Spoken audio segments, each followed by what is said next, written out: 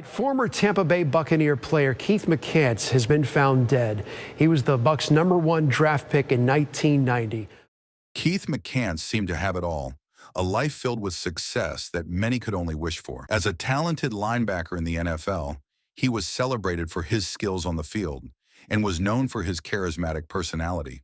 However, everything changed when the tragic news of his death broke.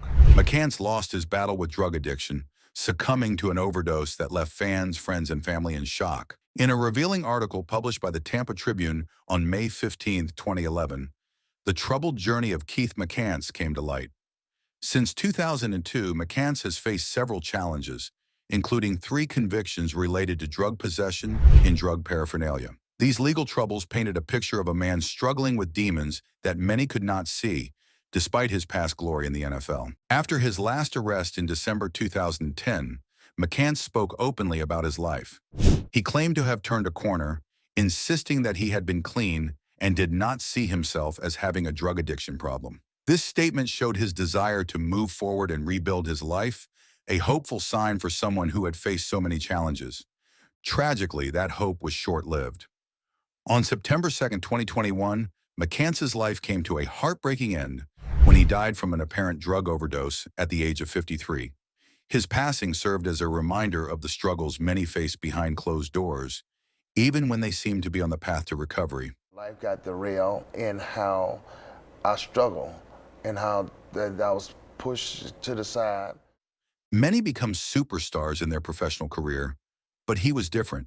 He became a star from his school days. McCants began his athletic journey at Murphy High School in Mobile, Alabama, where he truly made a name for himself. During his senior year, he put together an impressive performance on the football field, racking up an astonishing 130 tackles and snagging 3 interceptions. His hard work and dedication paid off when he earned a spot on the 1986 First-Team All-State team, which recognized the best players in Alabama that year. But that wasn't all. McCants also gained recognition by being named to the Alabama Sports Writers Association's Super 12 team, which spotlighted the top 12 high school football players in the entire state. This was a significant achievement, showcasing his talent and potential as a rising star in football. In addition to his football accomplishments, McCants was a talented basketball player as well. He played on the school's basketball team and helped lead them to the state tournament during both his freshman and senior years. His versatility and athleticism allowed him to excel in multiple sports, making him a well-rounded athlete. These early achievements set the stage for his future in sports, where he would go on to make a name for himself in the NFL.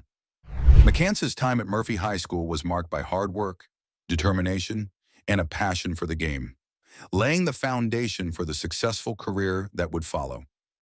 Then came his college career, and he did not disappoint with his performance. McCants had an impressive college career at the University of Alabama, where he truly shined on the football field. His talents earned him numerous accolades, highlighting his status as one of the top players in college football during his time. In 1989, he was recognized as a unanimous first-team All-American, which is a significant honor bestowed by multiple organizations like the AP, UPI, and AFCA, among others. That same year, he was also a runner-up for the Buccaneers Award, which is given to the best linebacker in college football. McCants was part of the team that played in the 1990 Sugar Bowl and was named the National Defensive Player of the Year in 1989 by CBS, solidifying his reputation as a standout player. During his sophomore year in 1988, he showcased his skills by finishing second on the team with 78 tackles, only behind the legendary Derek Thomas. Throughout that season, McCants was a tackling machine, leading the team in tackles in 4 different games. Notably, he recorded impressive numbers against Tennessee, Mississippi State, Auburn, and Texas A&M, showing his consistency and ability to perform under pressure. One memorable game was the Hurricane Bowl against Texas A&M, which had to be rescheduled due to Hurricane Gilbert.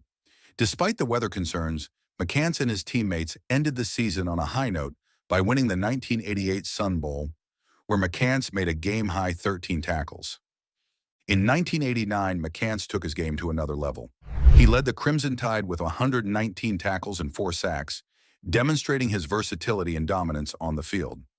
After a standout performance against Tennessee, where he recorded 16 tackles and 2 sacks, He was named the SEC Defensive Player of the Week. He followed that with another fantastic game against LSU, earning the title of Sports Illustrated Defensive Player of the Week after making 18 tackles. One of the highlights of McCants' career came in the Iron Bowl against Auburn, where he put on a stunning display with 18 tackles, an interception, and a forced fumble.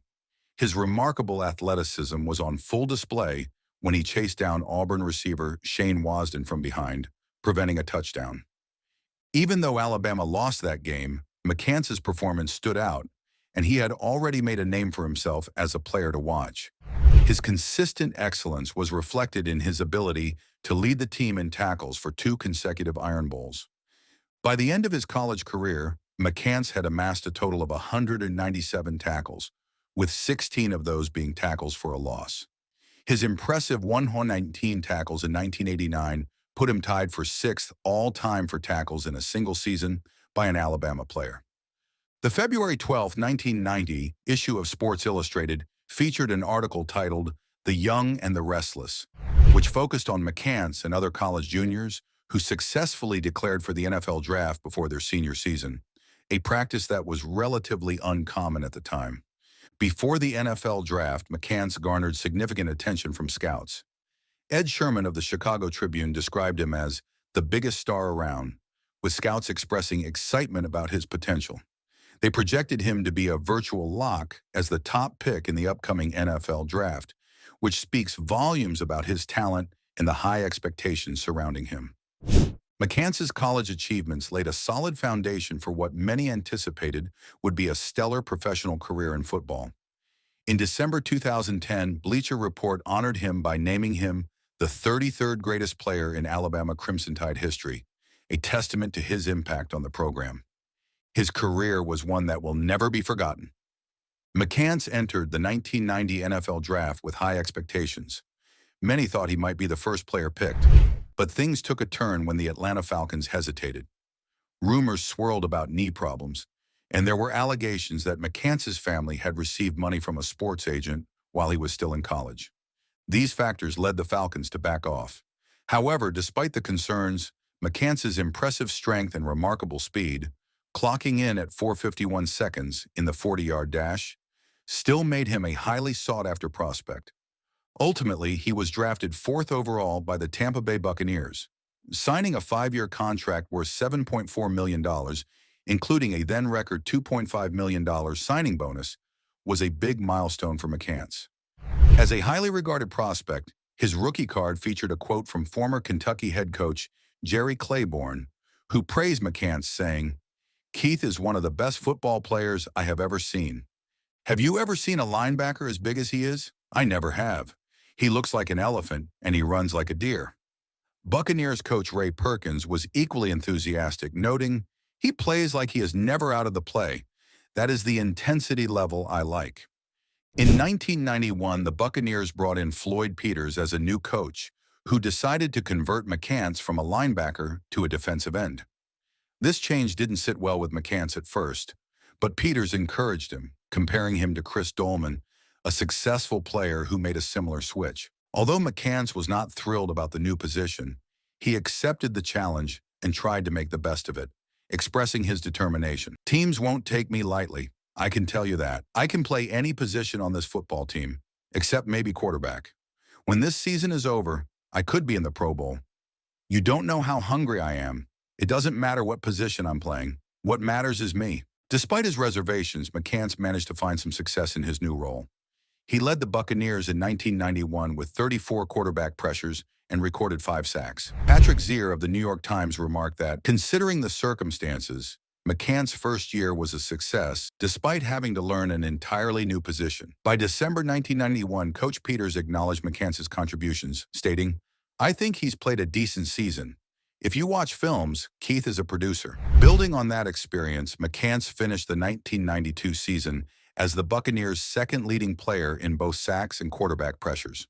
However, despite his progress, the team released him during training camp in 1993, but just 48 hours later, he found a new home with the New England Patriots, reuniting with Ray Perkins, who was then the offensive coordinator for the team.